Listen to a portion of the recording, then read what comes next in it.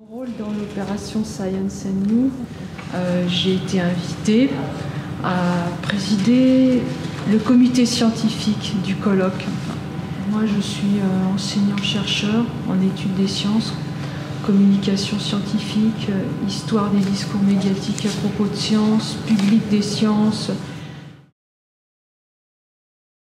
Donc en fait, les enjeux, c'est ceux que j'associe à tous ces problèmes qui sont communs à des chercheurs dans le domaine de la vulgarisation, de la diffusion des sciences, de la médiation scientifique, du journalisme. Donc derrière, les enjeux, c'est le partage de la réflexion. Il y a vraiment cette idée d'élargir une communauté. Je fais partie d'une communauté de chercheurs et d'acteurs qui se réunit régulièrement pour prendre le pouls des réflexions dans différents pays. Donc là, je pense que ça va être aussi le cas.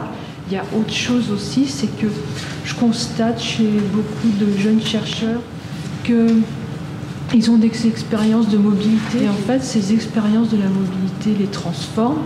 Ils voient les sciences un peu autrement. Ils revisitent des théories aussi. Et ça ouvre des perspectives transculturelles, transnationales aussi.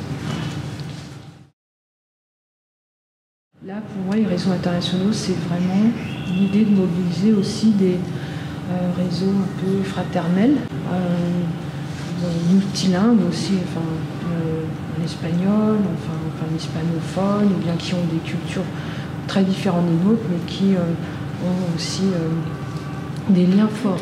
J'ai pas une vision de tous les réseaux internationaux, seulement, disons, ceux dans lesquels je peux être impliquée moi-même, mais c'est ceux-là. Et du coup, j'espère bien les impliquer. Mes étudiants, c'est des étudiants en master de journalisme scientifique. Et là, c'est l'occasion, c'est une chance pour eux, je pense, d'assister à un tel événement et de s'y impliquer.